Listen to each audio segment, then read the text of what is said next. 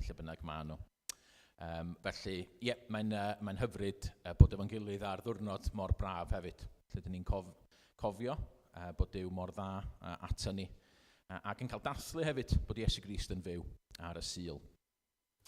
Y croeso arbennig i Seias, Glyned a'r teulu. Diolch yn fawr iawn am ddod i fyny yr holl ffordd o Llanfarog. Dyna lle ydych chi'n byw a ti'n gweinidogaethu yn Llanelli ar ardal yna. Felly, da ni yn diolch yn fawr iawn ac yn edrych ymlaen at y weinidogaeth. Ac yn falch bod chi wedi cael gweld y gogledd yn ei fawredd i gyd yr wythnos yma. Fydd na ddim cyfarfod heno ar Zoom, ond yn ystod yr wythnos mi fydd na gyfarfod gweddi ar nos Fercher, ac wedyn mae yna gwrdd dynion y dydd Sadwrn nesaf. Mae hwnna yn Mhenegarreg yn tŷ Dafydd ag Ann. Fydd y cyfarfod dynion, y brecwast dynion, dydd Sadwrn nesaf. Ac wedyn Sul wedyn, fyddwn ni yn fama, fydd Rhodri yn gweinidog ni yn pregethu. Dyna ni, dwi'n meddwl, o ran y cyhoeddiadau, mi na i weddio, a wedyn na i basio drosodd i Esaias. Arglwydd Dduw Dad, diolch i ti am fore newydd, diolch am dy gariad di, diolch am dy ras rhyfeddol di tuag ato ni. O arglwydd Dduw Dad, diolch bod ni yma bore yma, nid oherwydd bod ni yn bobl arbennig, da ni'n ymwybodol, mae gwan yda ni, da ni'n ymwybodol, mae wedi'n torri yda ni, bod ni wedi syrthio mewn gymaint o ffyrdd, hyd yn oed yn yr wythnos diwethaf yma. Ond da ni'n dod oherwydd bod ti wedi'n caru ni, a bod ti yn caru ni, a bod Iesu wedi marw trosta ni, a'i fod o rwan yn fyw, a'i fod o yn teyrnasu. O arglwydd Dduw Dad, diolch i ti am dy gariad rhyfeddol. Bydd gyda ni rwan, plis, maddau ni bob pechod a helpa ni fedru deddoli di mewn gwirionedd. Amen.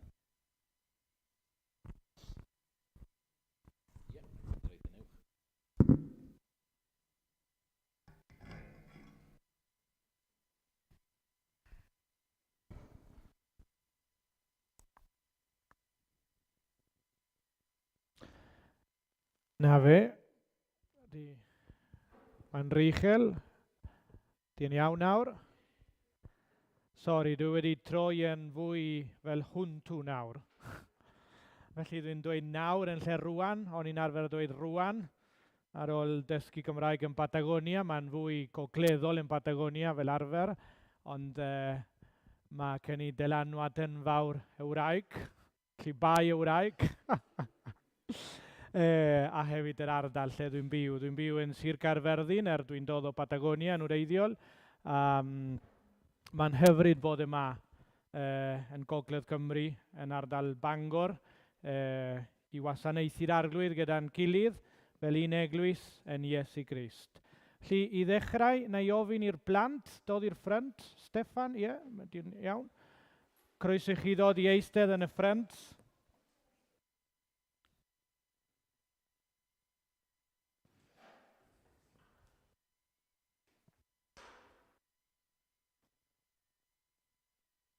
Da iawn.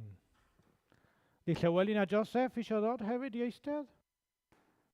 Mae 2 cadair yna. Chi isio ddod? Na? Siwr?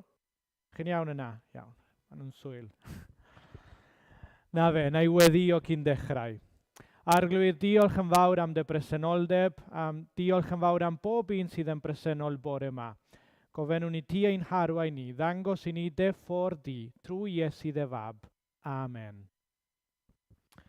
Felly, dwi isio siarad â chi yn fyr iawn am rhywbeth sydd yn hollol bwysig. Falle ni'n defnyddio gair sydd yn rhy fawr i blant, cyfathrebu. Chi wedi clywed y gair cyfathrebu? Chi'n deall beth yw cyfathrebu? Chi'n deall beth yw cyfrwng? Cyfathrebu trwy cyfrwng? Maen nhw'n geiriau mawr, peidiwch â phoeni. Ond y beth bwysig yw sut da ni'n llwyddo i drosglwyddo neges i rywun arall. Sut dwi'n gallu dweud wrth rywun beth dwi eisiau dweud. Pan dwi'n gweld ffrind, sut dwi'n cysylltu â'r ffrind, sut dwi'n cyfathrebu, sut dwi'n llwyddo i ddweud wrth y person beth dwi eisiau ddweud, ia. Da iawn, siarad ardderchog. A mae sawl ffordd i siarad â phobl. Beth da ni'n defnyddio pan mae rhywun yn bell? Sut da ni'n gallu siarad â rhywun sydd yn bell? Da iawn, mae'r ffôn yn rhywbeth mawr iawn ar hyn o bryd. Mae bobl yn defnyddio ffonau symudol. Yn aml, dwi'n yn siŵr os da chi'n defnyddio ffôn symudol eto. Mae rai ohonoch chi yn barod. Ond fel arfer mae ein rhieni ni neu nain a thaid yn defnyddio ffôn symudol, a maen nhw'n gallu siarad gyda rhywun arall drwy'r ffôn. Maen nhw'n gallu ffonio, neu maen nhw'n gallu beth arall ar wahân i ffonio. Da iawn, textio, rhywbeth arall. Da iawn, dyna ffordd arall. Ffordd sydd yn fwy hen ffasiwn. Danfon llethyr. Oes rai ohonoch chi yn dal i ddanfon llethyr at bobl eraill? Na, dim llawer, na. Falle da chi'n dymuno, os da chi eisiau dymuno penblwydd hapus i rywun, neu os da chi eisiau gwahodd rywun i parti arbennig, byddwch chi'n danfon llethyr. Ond mae hwn yn ffordd arall o gyfathrebu. A mae yna ffordd arall sydd yn fwy hen ffasiwn eto. Ydych chi'n gwybod am neges mewn botel? Chi wedi clywed o'r blaen? Da iawn. Dychmygwch bod chi ar ynys lle does dim signal ffôn o gwbl. A does dim cychod yn gallu mynd â llythyron i rywle arall. Yr unig ffordd bydd botel. A rhoi neges yn y botel. Ond y ffordd rwydda i siarad yw siarad, wyneb yn wyneb. Y ffordd rwydda i ddweud rhywbeth wrth rywun yw just siarad â rywun. Da chi eisiau gweld beth mae'n dweud yn y neges yma? Sydd yn y botel?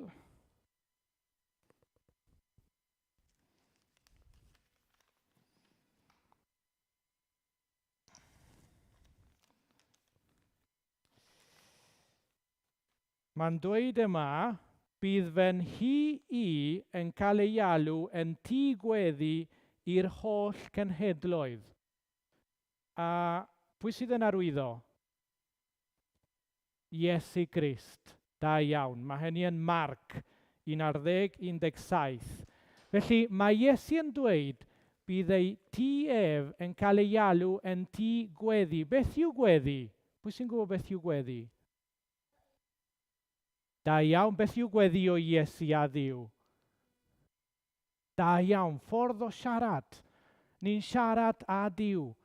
A mae Dduw wedi trefnu ffordd trwy Iesu i ni allu siarad a Dduw wyneb yn wyneb. Bod ni ddim yn gallu gweld Dduw, mae Dduw yma nawr. A ble bynnag mae 2 neu 3 yn cyfarfod yn enw Iesu Grist, mae presenoldeb Duw yna, mae ysbryd Duw yna, ac felly ni'n gallu siarad a Duw mewn ffordd rwydd. Does dim eisiau ni ddefnyddio ffôn symudol, does dim eisiau i ni textio Duw, does dim eisiau i ni ysgrifennu llethyr a Duw o gwbl, does dim eisiau gwario arian mewn stamp, does dim eisiau i ni trafferthu i ddefnyddio potel i ddanfon neges a Duw, achos mae e yn bob man. A jyst i ni alw fe yn enw ei fab Iesu, mae fe'n clywed beth da ni'n dweud. A mae gweddi yn hollol bwysig i Dduw, a dyna pam mae Iesu yn dweud yna. Mae'n cyfeirio at rhywbeth dywedodd e broffwydi o flaen llaw cyn i Iesu ddod. Bydd fy nhi i yn cael ei alw yn tŷ beth? Tŷ addoli neu tŷ pregethu? Tŷ gweddi i'r holl genhedloedd. Felly i pawb, i bobl o bob man, bobl fel chi o Cymru a bobl fel ni o Patagonia, Mae nhw wraig yn dod o Cymru, ond mae'r plant wedi cael ei geni yn Patagonia. Felly, dyna beth sy'n bwysig i ni cofio. Ni'n dod yma i cael siarad gyda Duw, ac i Duw siarad â ni hefyd. Felly, dyna pam da chi wastad yn clywed neges gan Duw ar eich gyfer chi. Iawn, diolch yn fawr i chi. Nawn ni ddechrau felly drwy ganu yr emyn cyntaf. Ni fethodd gweddi daer erioed, a chyrraedd hyd y nef, ac mewn cyfyngder fe wnaed red, yn union at o ef, ac yn y blaen.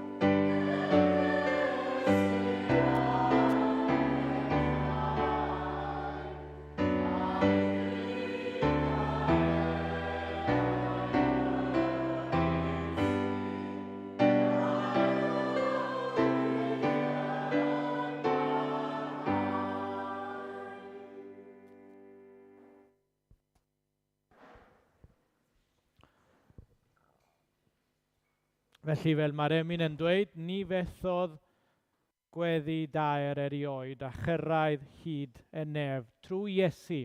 Felly mae Duw yn gwrando ar ein gweddiau pan da ni'n siarad â fe yn enw ei fab Iesu. Ac yn nawr, ni'n mynd i wrando gan yr arglwydd beth sydd ganddo i ddweud wrthom ni trwy ei air. Dwi'n mynd i ddarllen yn 1 Cronical 29, adnodau 10 i 20. 1 Cronical 29, 10 i 20. Byddai'n darllen o fersiwn Gymraeg newydd diwygiedig. A teitl y bregeth yw Oddi wrtho ti mae pob cefoeth ac anrhededd yn dod. Ateb ein gweddi. Felly dwi'n mynd i ddarllen nawr. Gweddi wnaeth y brenin Dafydd cyflwyno i'r arglwydd ar ôl casglu llawer o cefoeth mwyn adeiladu teml i'r arglwydd, i ddarparu i'w fab Solomon adeiladu teml i'r arglwydd. Felly Dafydd yn bendithio'r arglwydd. Bendithio Dafydd yr arglwydd o flaen yr holl gynulleidfa a dweud, bendigedig wyt ti arglwydd, Dduw Israel ein tad, o tragwyddoldeb hyd tragwyddoldeb. I ti arglwydd y berthyn mawredd, gallu, gogoniant, ysblander a mawr hydy, oherwydd y mae popeth yn y nefoedd ac ar y ddeiar yn neiddo i ti. Ti arglwydd bua'r deyrnas, ac feth ddarchafwyd yn ben ar y gwbl. Oddi wrthi ti y daw cefoeth ac anrhededd, a thi sy'n arglwyddiaethu ar popeth, Yn dy law di yma nerth a chadernid, a thi sy'n rhoi cynnydd a chryfder i bob dim. Yn awr ein diw molianwn di a chlodforwn denw gogoneddus. Oherwydd pwy yw fi am bobl i fedru roi o'n gwirfodd fel hyn. Gan isoddi wrth i ti edaw popeth, ac oedd eiddo dy hun roesom i ti. Dieithriaid ac alltudion edym ni yn dy olwg, fel ein holl hynafiaid, y mae'n deddiau ar y ddeiar fel cysgod, a heb obaith, arglwydd ein diw, eiddo ti yw'r holl cefoeth hwn, a phopeth arall a roesom o'r neilltu, i adeiladu ti i ti, anrhededd i'th enw sanctaidd. Gwn fyniw dy fod yn profi'r galon atat.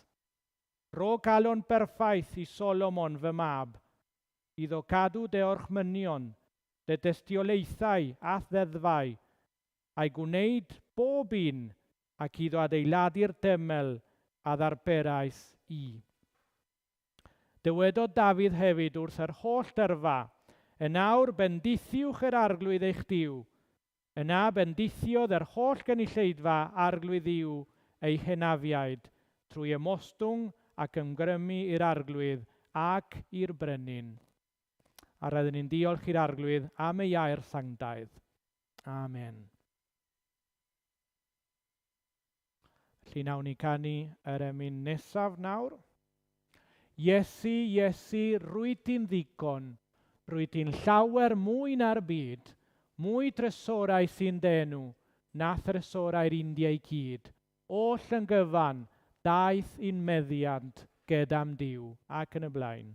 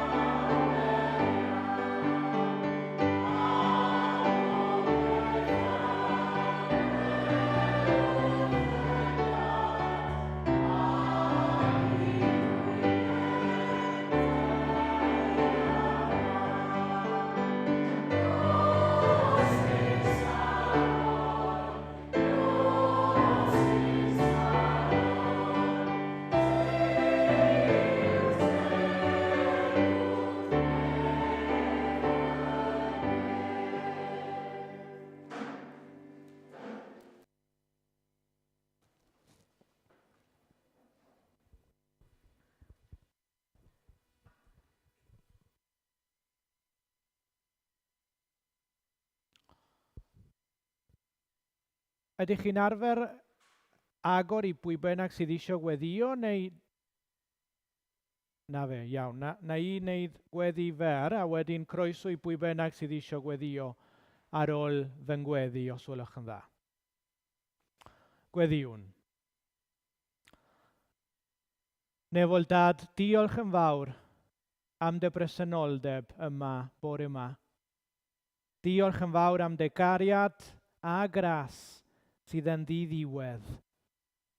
Diolch yn fawr am roi dy fab Iesu Grist i farw ar croes Calfaria, i aberthu ei hun mwyn talu dros ein dyledion ni.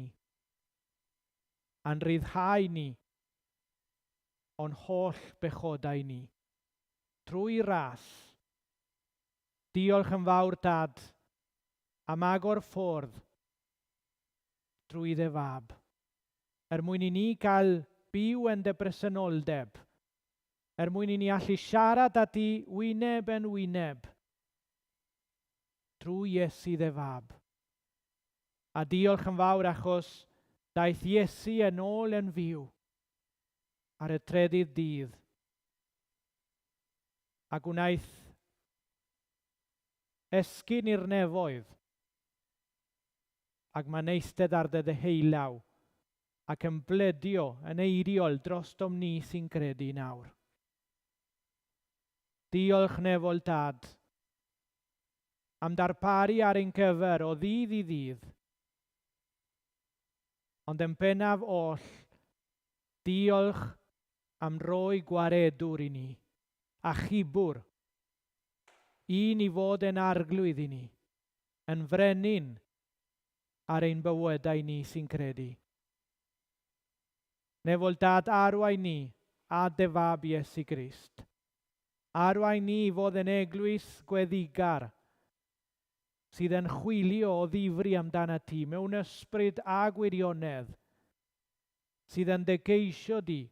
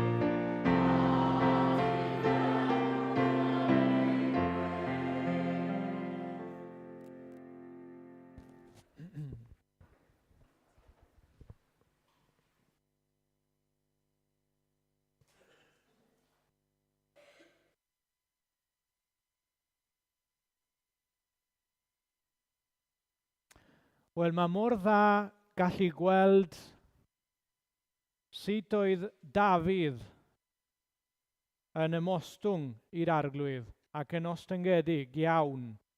Mae'n cydnabod pwy sydd yn rhoi y cyfan i ni. Mae'n gallu gweld e'n glir bod wedi casglu'r holl gyfoeth i ddarparu ar gyfer i'w fab adeiladu teml i'r arglwydd. Mae'n gallu dweud mewn gwirionedd oddi wrtho ti ddaw popeth. Ni jyst yn rhoi yn ôl rhywfaint o beth wyt ti'n rhoi i ni. Felly does dim un ohonom ni yn gallu dweud fi sy'n bia dim byd. Fi sy'n bia'r holl bethau sydd gyda fi. Achos Duw yw'r un sydd yn bia'r cyfan. A Duw yw'r un sydd wedi rhoi bywyd i ni, a ni'n gallu bod yma nawr ac yn anadlu oherwydd ei ras, ei trigareddau. Oherwydd fe dwedodd fe lefarodd a daethom ni i fodoli. Felly ni ddim yn gallu ymfalchio o gwbl yn ni ein hunain a meddwl bod ni wedi ennill beth sydd gyda ni o gwbl. Duw yw'r un sy'n rhoi y cyfan i ni. Beth bynnag yw'r anrhydedd sydd gyda ni, enw da sydd gyda ni hefyd, beth bynnag ni'n gallu meddwl sydd gyda ni, mae Duw yn rhoi y cyfan i ni. A mae Duw yn rhoi y bywyd a mae'n gallu tynnu'r bywyd bryd bynnag mae isio. Fel gweinidog dwi'n gweld pobl yn ein gadael ni yn aml iawn. Dwi'n gweinidog ar 3 chapel y bededdwyr yn ardal Llanelli a mae gynulleidfa oedrannus yna, felly mae sawl un yn ein gadael ni o flwyddyn i flwyddyn. Da chi'n gallu gweld yna bod ni jyst yn llwch y llawr a bod popeth sydd gyda ni yn dod oddi wrth Dduw. A mae Dafydd yn cydnabod oddi wrtho ti mae bob cyfoeth ac anrhydedd yn dod. Oddi wrtho ti mae popeth yn dod. A mae Dafydd, os da chi'n cofio, yn dymuno adeiladu teml i'r arglwydd. Ond dydy Duw ddim yn gadael iddo adeiladu teml. Mae'n dweud na, bydd y fab Solomon yn cael adeiladu teml i'r arglwydd, achos oedd Dafydd wedi rhyfela llawer i ryddhau Israel. Felly, dydy Dafydd ddim yn pwdi, mae'n derbyn beth mae Duw yn dweud wrtho. Mae'n derbyn bod ei fab yn mynd i adeiladu teml i anrhydeddu'r arglwydd, ond dydy ddim yn aros heb wneud dim byd. Mae'n mynd ati gasglu llawer o cyfoeth i ddarparu i'w fab adeiladu teml i'r arglwydd. Ac yna mae'n cydnabod bod y cyfan yn dod oddi wrth Dduw ac yn gweddio ac yn gofyn i'r cynulleidfa ymostwng i'r arglwydd. A mae'n gweddio i Dduw roi doethineb i Solomon. I Solomon gallu byw yn ôl ewyllys Duw. Mae Dafydd yn gweddio gan cydnabod fod popeth yn dod oddi wrth Dduw ac yn diolch iddo am adael iddyn nhw gasglu'r cyfoeth i adeiladu teml i'w anrhydeddu 1 Cronical 29, 11, 14. I ti arglwydd y berthyn mawredd, gallu, gogoniant, ysblander a mawr hydy, oherwydd y mae popeth yn y nefoedd ac ar y ddeiar yn eiddo i ti. Ti arglwydd bua'r deyrnas, ac feth yr chafwyd yn ben ar y gwbl. Oddi wrth i ti edaw cyfoeth ac anrhydedd, a thi sy'n arglwyddiaethu ar popeth. Yn delaw di yma nerth a chadernid, a thi sy'n rhoi cynnydd a chrefder i bob dim. Yn awr ein Duw molianw'n di a chlodforw'n denw gogoneddus, oherwydd pwy yw fi am bobl i fedru roi o'n gwirfodd fel hyn, canis oddi wrth i ti edaw popeth, ac oth eiddo dy hun yr oesom i ti.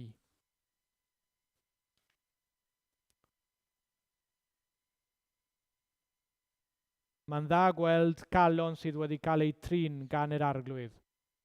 A wedi mynd trwy broses dros y blynyddoedd. A mae'n gweld e'n glir sut mae bethau'n gweithio. Dwi ddim yn heiddi dim. A beth bynnag sydd gyda fi yn dod oddi wrtho ti. Ac yna mae'n gweddio i'r arglwydd arwain ei fab Solomon i adeiladu teml i'r arglwydd ac i fyw yn ffyddlon i'r arglwydd. Blynyddoedd ar ôl ni, tua 20 mlynedd neu falle 10 mlynedd ar 20, dyma Solomon yn gorffen adeiladu teml i'r arglwydd. A dwi'n mynd i ddarllen 2 Cronical benod 6, a bydd yn neidio chydig o adnodau, felly bydd yn darllen adnodau 12 i 15, yna 20 i 21, ac i orffen 26 i 27. Felly 2 Cronical 6, 12 i 15, 20 i 21 a 26 i 27. Gweddi arall, gweddi gan Solomon y tro hyn. Gweddi Solomon yn y gwasanaeth cysegri. Felly, os da chi'n gallu rhoi y llun, os welwch yn dda. Dyma llun o Solomon o flaen y deml, yn cysegri y deml i'r arglwydd ac yn gweddio. A mae'n dweud fel hyn yn 2 Chronicle 6, o adnod 12 ymlaen. Yna safodd Solomon o flaen allor yr arglwydd yn gwydd holl gynulleidfa Israel a chodi ei ddwylo. Oedd wedi gwneud llwyfan bres, 5 cifydd o hyd, 5 cifydd o led a 3 cifydd o uchder. A iosod yn hanol y cyntedd. Dringodd i fenni arno a phenlinio yn gwydd holl gynulleidfa Israel, gan estyn ei ddwylo tua'r nef, a dweud, o arglwydd Dduw Israel, nid oes Duw fel tydi yn y nefoedd na'r ddeiar, yn cadw cyfamod ac yn ffeddlon i thweision sy'n dy wasanaethu a'i holl galon. Gan iscedwais dy addewid i thwas Dafydd, fy nhad, heddiw cyflawnaist ath law yr hyn a addewaist a thennau. Adnod 20. Bydde dylegaid nos a dydd ar y tŷ y dywedaist amdano, fe enw a fydd yno, a gwrando'r weddi y bydd dy was yn ei gweddio tua'r lle hwn. Gwrando hefyd ar ddeisefiadau dy was ath bobl Israel pan byddant yn gweddio tua'r lle hwn. Gwrando'r nef lle'r wyt ti'n preswylio, ac o clywed maddau. Adnod 26. Os bydd y nefoedd wedi cael heb dim glaw, am iddynt bechu yn derbyn, ac yna iddynt weddio tua'r lle hwn a cheffesu dy enw, ac ydy farhau am ei bechodau oherwydd i ti ei gosbi. Gwrando di yn y nef a maddau bechod deweision ath bobl Israel. A ddysg iddynt y ffordd dda y ddylent ei rhodio, ac anfon law ar dy wlad, a roddaist yn y tifeddiaeth i'th bobl. Felly ar ôl gweddi Dafydd, roedden ni'n darllen geiriau ei fab Solomon. Wrth iddo gysegri'r deml i'r arglwydd, mae'n gweddio. Pan bydd dim glaw yn disgyn am bod y bobl wedi bechu yn derbyn di, os byddan nhw'n troi at y lle mae weddio arna ti, yn cydnabod pwy wyt ti ac yn stopio bechu am dy fod yn ei gosbi nhw, yna gwranda di o'r nefoedd, madda i dy bobl Israel, dysga nhw beth ydy'r ffordd iawn i fyw, ac anfona law eto ar y tir yma rwy ti wedi rhoi i dy bobl ei cadw. Felly mae Solomon yn gysegri'r deml ac yn gweddio. Mae'n gofyn yn ei weddi pan bydd bethau yn mynd yn drwg yn ei wlad. Os bydd bobl yn dod yma o flaen y deml a gweddio, cei di arglwydd ateb gweddiau dy bobl. A dwi'n siŵr bod chi'n cyfarwydd ar benod nesaf, benod 7, 2 Chronicle 7. Mae Solomon yn gorffen gyda'r wyl ar ôl cysegri'r deml, 7 diwrnod o wyl, a wedyn wrth iddo fe fynd i gysgu, mae Duw yn dod ato ac yn siarad â fe, ac yn dweud wrtho, dwi wedi wrando ar dy weddi, a dwi'n mynd i ateb gweddiau y bobl bydd yn dod yma i weddio o flaen y deml hon. Ac yn yr un benod, mae Duw yn addo y byddai un o ddisgyneddion ei teulu Dafydd a teulu Solomon, yn dod rhyw ddydd i deyrnasu am byth bethoedd. Benod 7 o 2 Chronicle. Ac yna hefyd mae'n dweud, bydda un ateb gweddiau y bobl bydd yn dod i weddio yma o flaen y teml yma. Ond hefyd mae'n dweud, ond mae'n rhaid i chi fod yn ifydd i fi. Os byddwch chi'n anifydd, bydd pobl o wledydd eraill yn dod ac yn dinistrio eich gwlad chi a hyd yn oed y teml hon. A byddwch chi'n destun sbort gan bobl o wledydd eraill. A fydd pobl yn dweud, edrychwch ar beth digwyddodd iddyn nhw, achos wnaethon nhw cefnu ar yr arglwydd. Newch chi ddarllen wedyn y bennod, mae'n diddorol iawn tu hwnt.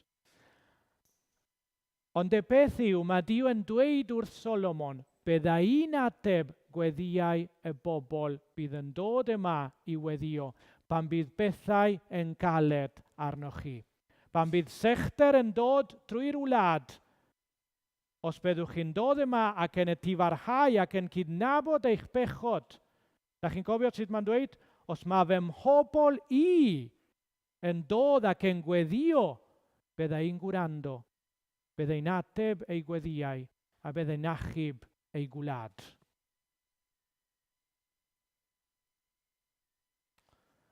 Felly, pan ydyn ni'n darllen yr Hen Testament, rydyn ni'n gallu dod ar draws ffyddlondeb ryfeddol Duw wrth iddo addo e byddai un o teulu Dafydd yn dod i deyrnasu dros ei bobl am byth. Rydyn ni'n gweld yn y Testament Newydd sut mae'r addewid yn cael ei cyflawni yn mab Duw, Iesu Grist, disgynydd Dafydd. Mae'n diddorol pan da chi'n darllen sut mae Duw yn ateb gweddi Solomon ac yn dweud, bydda un ateb gweddiau y bobl bydd yn dod i weddio yn y teml hon. Ond wedyn, beth sy'n digwydd i teml Solomon? Ydych chi'n cofio beth sy'n digwydd? Mae bobl yn anifydd, felly mae ymerodraeth Babilonaidd yn dod. Ydych chi'n cofio Nebuchadnezzar? Mae'n dod a mae'n concro Juda, oedd Israel wedi cael ei concro gan Assyria yn cyntaf, wedyn mae Babylon yn concro Assyria ac yna mae'n concro Juda hefyd. Oedd Juda wedi bod yn rhydd am mwy o flynyddoedd ar ôl Israel cael ei choncro. Ac yna mae Babylon yn dod, mae'n dinistrio Jerusalem, a maen nhw'n llosgi y teml yn ilw. A maen nhw'n mynd â bethau gwerthfawr, y teml a Jerusalem i Babylon, gyda Nebuchadnezzar fel ymerawdwr. Felly, da chi'n meddwl, sut mae pethau yn mynd i weithio nawr? Os oedd Duw yn mynd i ateb gweddiau ei bobl yn y teml hon, a mae'r teml yn cael ei dinistrio, beth sy'n digwydd nesaf?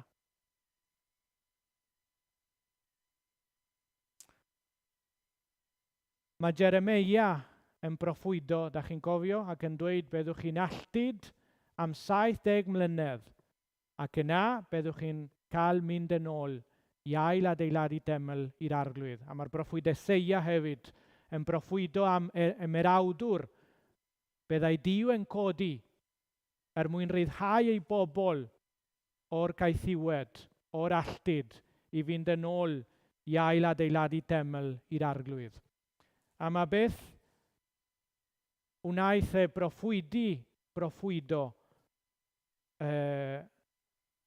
doedd yn wir, daeth yn wir, trwy Cyrus, Cyrus. Chi wedi clywed am Cyrus, Cyrus? Mae Duw yn codi ymerawdwr o'r enw Cyrus, a ymerodraeth arall eto, Persia. Mae Persia, neu Media Persia, yn dod ac yn concro Babylon, ac yna mae'r ymerawdwr yma, Cyrus, yn ryddhau yr Israeliaid, neu yr Iddewon, i fynd yn ôl i Jerusalem i ail adeiladu teml i'r arglwydd. A maen nhw'n codi y teml nesaf.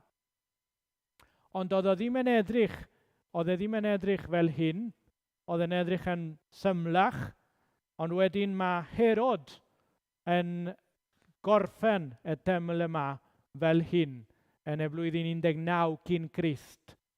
Felly, yr ail teml oedd yr ail teml yn symlach na'r un cyntaf, a mae Zerubbabel yn gwneud y gwaith yna, o dan Cyrus yn gyntaf ac yna o dan Dareiws. A maen nhw'n gorffen y teml, yr ail teml. A wedyn mae Herod yn addasu fe, yn gwneud sawl estyniad, a fel na oedd yn edrych yn y diwedd. Ond beth sy'n digwydd i'r teml yma? Y treddydd teml, allwch chi ddweud, neu yr ail teml wedi addasu gan Herod. Beth sy'n digwydd i'r teml yma? Yn y blwyddyn 70, chi'n cofio, yn y Testament Newydd, mae ymerawdwr arall yn dod, dio ddim yn y Beibl gyda'r manylion yma, ond mae Iesu yn proffwydo y byddai'r teml yn cael ei ddinistrio. A mae ymerawdwr arall o Rifain y tro hyn, yr ymerodraeth nesaf, ar ôl Persia yn y Beibl, yn dod, Titus, ac yn dinistio'r teml yn y blwyddyn 70. A beth sydd ar ôl o'r teml yw wal allanol, yr iard allanol y teml. A mae bobl Israel, yr Iddewon, yn dal i credu bod rhaid gweddio yna, lle oedd y teml. A dyna pa maen nhw'n mynd yna i cyflwyno ei gweddiau. Beth oedd Duw wedi dweud wrth Solomon, byddai un ateb gweddiau y bobl bydd yn dod yma i weddio o flaen y teml. A dwi'n siŵr bod chi'n cyfarwydd ar wal enwog yma. Nid wal y teml yw ond wal yr iard, wal allanol oedd yn amgylchennu y teml. Felly mae bobl yn dal i weddio yna. Ond da chi ddim yn gweld llwyddiant yna o gwbl. Mae Solomon yn gweddio i Dduw ateb y gweddiau y byddai bobl yn ei cyflwyno o flaen yr arglwydd yn ei teml yn y dyfodol. Mae teml Solomon yn cael ei ddinistrio yn y diwedd. Mae'n cael ei hail adeiladu 2 waith gyda cherrig, ond y trydydd waith mae'n cael ei chodi am tragwyddoldeb gyda cadcefodiad Iesu Crist. Fe yw archoffeiriad y teml tragwyddol, pen yr eglwys, sef ei corff tragwyddol, wedi adeiladu gyda cherrig byw, sef bob un sy'n credu a dilyn y Meseia, fab Duw. A dwi eisiau darllen nawr Ioan 2, 13-22. Ioan 2, 13-22. Iesu yn glanhau'r teml. Fel arfer, da ni'n clywed am caredigrwydd Iesu, y dyn heddychlon, llawn cariad a maddeiant, ond pan da chi'n gweld Iesu yn mynd i'r teml y tro hyn, da chi'n gweld un sydd yn troi yn wyllt fel petai. Mae'n mynd yn flin iawn am y sefyllfa. Ac wrth gwrs, mae Iesu yn hollol sanctaidd. Mae'n gallu troi fel na yn ei cyfiawnder. A mae'n dweud bod nhw wedi troi tŷ Dduw yn tŷ masnach. A na i ddarllen beth ddigwyddodd. Felly Ioan 2, 13-22. Oedd Pasg yr Iddewon yn ymyl, ac aeth Iesu fyny i Jerusalem, a chafodd yn y teml y rai oedd yn gwerthu echen a defaid a cholomynod, a'r cefnewidwyr arian wrth ei berddau. Gwnaeth chwip o cordeni, a gyrrodd hwy oll allan o'r teml, y defaid a'r echen hefyd. Taflodd arian man y cefnewidwyr ar chwal, a bwrw ei berddau wyneb i weired. Ac meddai wrth y rai oedd yn gwerthu golomynod, ewch ar rain oddi yma, peidiwch a gwneud tŷ fy nhad i yn tŷ masnach. A hefyd yn Marc, fel darllenais i ar y ddechrau, mae'n dweud, bydd fy nhi i yn cael ei alw yn tŷ gweddi i'r holl genhedloedd. Yn yr un cyd-destun. Cofiodd ei disgyblion eiriau'r ysgrythur. Bydd sel dros de di yn fysi. Yna heriodd yr Iddewon ef a gofyn, pa arwydd sydd gennid i'w ddangos i ni yn awdurdod dros wneud y bethau hyn? A defodd Iesu hwy, dinistriwch y deml hon, ag mewn tridiau fe'i codaf hi eto. Dywedodd yr Iddewon, 6 blynedd a 20 y by'r deml hon yn cael ei hadeiladu. Ac wyt ti'n mynd i'w chodi mewn tridiau? Ond sôn oedd ef am deml ei corff. Felly wedi iddo cael ei cyfodi oddi wrth y meirw, cofiodd ei disgyblion iddo ddweud hyn, a chredasant yr ysgrythur ar gair yr oedd Iesu wedi ei lefaru. Felly, oes isio i ni fynd yna i weddio? Oes isio ni trefnu taith i Jerusalem mwyn i Dduw ateb ein gweddiau ni? Mae'r sefyllfa yn trist iawn yn Nghymru ar hyn o bryd. Ni'n gweld capeli yn cael dros y wlad i gyd.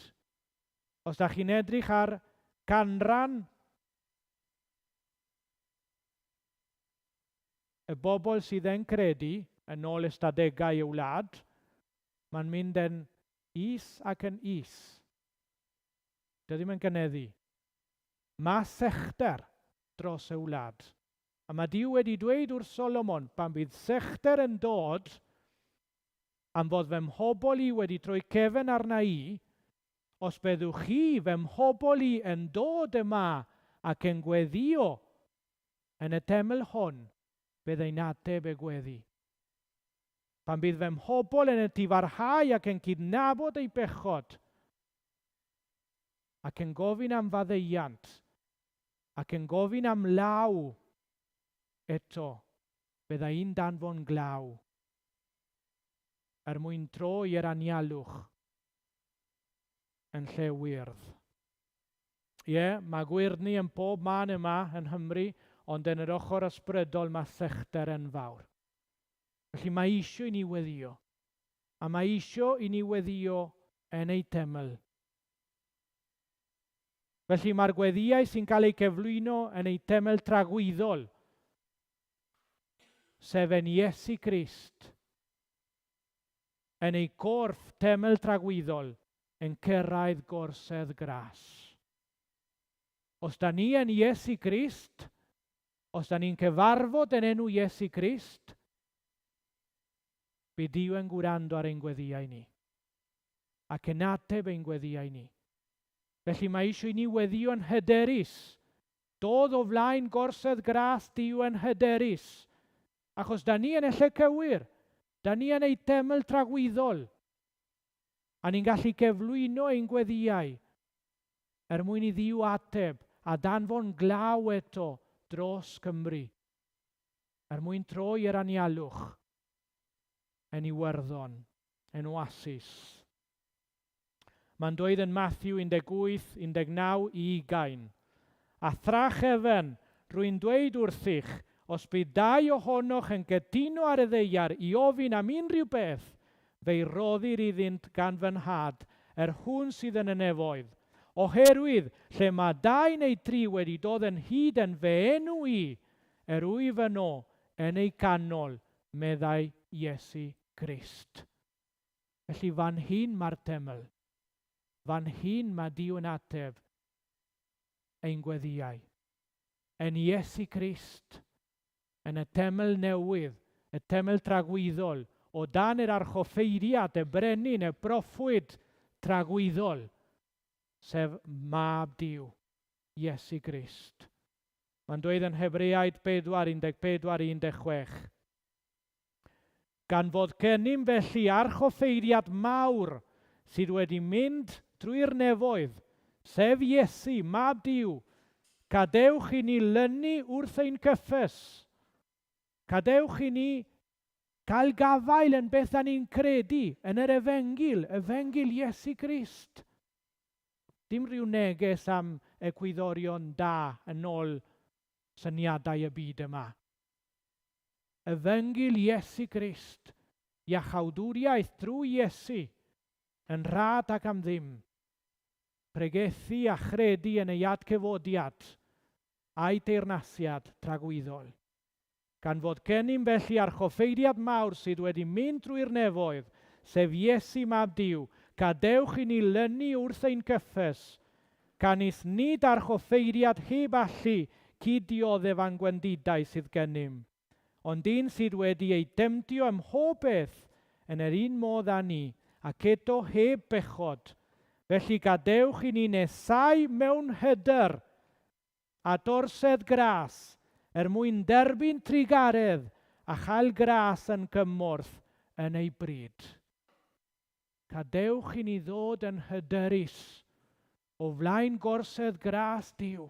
Da ni yn y lle cywir, da ni yn Iesu, ac yma mae Duw yn mynd i ateb ein gweddiau ni. Mae Datguddiad 21-22 yn dweud, a themel ni welais ynddi, oherwydd ei themel hi yw'r arglwydd Dduw, yr holl alluog a'r oen. Felly pwy yw ein temel ni? Yr oen. Duw, yr holl alluog a'r oen. Yma yn Iesu yn y temel dragwyddol, mae Duw yn mynd i roi gras i ni ac yn bendithio ni wrth i ni weddio fel mae'n galw ni i weddio. Felly i orffen, mae Dafydd yn cydnabod bod bob beth yn dod oddi wrth Dduw. Fe sy'n darparu y cyfan, fe yw berchenog air ac arian a phobeth sy'n bodoli. Mae Dafydd yn cydnabod bod bob beth yn dod oddi wrth Dduw. Mae Solomon yn gofyn i'r un sy'n darparu i ateb gweddiau y rai sy'n gweddio yn ei teml. A mae Duw yn dweud wrth Solomon, bydda un ateb gweddiau y bydd y bobl yn cyflwyno yn y teml hon. Iesu Crist yw'r teml newydd. A ninnau sy'n credu yn rhan o'i corff o achos ei aberth ar groes Calfaria a'i adgyfodiad fel teml tragwyddol. Yr clod yw enw sanctaidd. Amen. A nawn ni orffen felly trwy gydcanu yr emyn olaf, a wedyn ar ôl ni byddai'n gweddio.